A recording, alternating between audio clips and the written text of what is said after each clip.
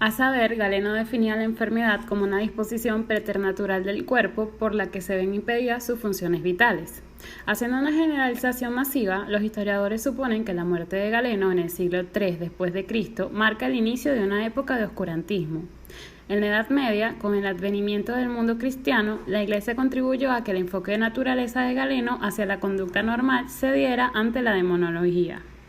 Cuando declaraban que alguien estaba loco, sus bienes pasaban a ser administrados por el rey, quien era responsable de cuidarlos, evitar su deterioro y destrucción para que continuaran generando beneficios y así cubrir los gastos producidos por la enfermedad. Los enfermos mentales por lo general se encontraban al cuidado de sus familiares y una comisión integrada por miembros de la comunidad a la que pertenecía el presunto enfermo examinaba a aquellos que estaban locos. Esta comisión evaluaba si el paciente se orientaba correctamente su memoria y su capacidad intelectual. Estos le decían que nombrara los días de la semana con quien estaba casado, que nombrara a las personas conocidas para él, se les mostraban monedas para pedirles que hicieran cálculos elementales con ellas y se analizaba su vida cotidiana y hábitos. Si se consideraba que el loco estaba controlado por las fuerzas del mal, se utilizaba el exorcismo y las torturas físicas para extirpar al diablo del cuerpo de las personas presuntamente poseídas. En la Alta Edad Media surge un enfoque médico de la locura con la creencia de que los locos tienen una piedra en la cabeza denominada la piedra de la locura que originaba su mal y realizaban pues operaciones quirúrgicas para extraerlas. Los hospitales medievales nacieron de la caridad cristiana y se podía considerar de dos tipos: aquellos que estaban situados en las ciudades, fundados por los obispos o custodiados a instancia de los reyes, de la aristocracia del momento o de los municipios, y los situados en zonas rurales dirigidos por religiosos, eran pequeños centros de acogida a enfermos y necesitados. En cuanto a las causas de la enfermedad mental en ese momento histórico, se pensaban que estaban poseídos por el diablo o embrujados. También consideraban que podría tratarse de un castigo divino, pues debemos tener presente que esta época estaba llena de supersticiones. En el siglo XIII, Bartolomeo, monje franciscano y profesor de teología, decía que la locura poseía causas naturales e intentó localizar lesiones en el cerebro que pudieran ser la causa de las alteraciones mentales.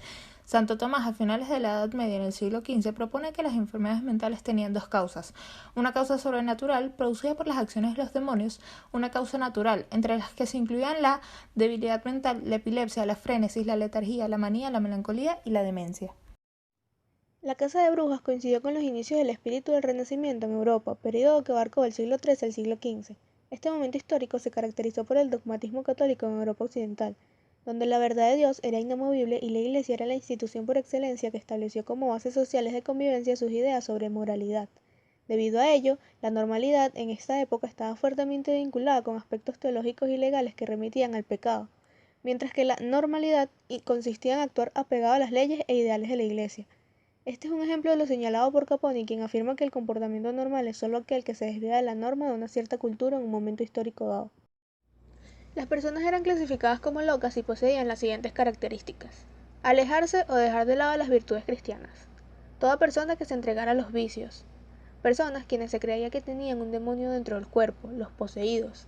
Estas personas podían llegar a presentar síntomas físicos anormales de deterioro, proclividad a la maldad, fuerza sobrenatural, conocimientos más allá de su entendimiento, indiferencia por las ordenanzas sociales, manifestaciones furiosas o crisis violentas.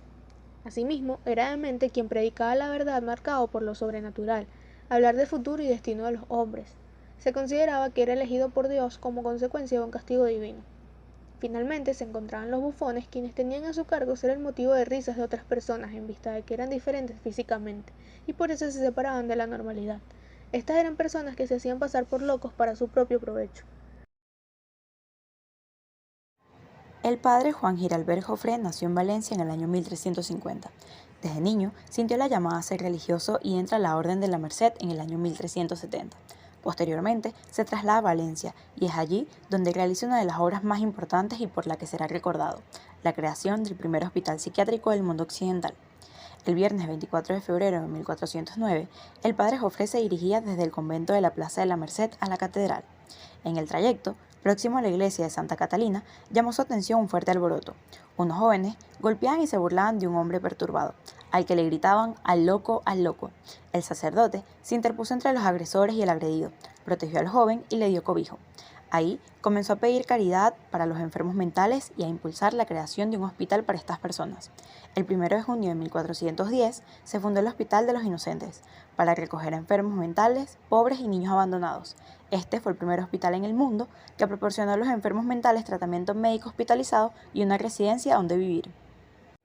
Esta creación tuvo consecuencias favorables ya que permitió el establecimiento progresivo de centros de tratamiento con excelente calidad, tanto desde el punto de vista médico como humanitario.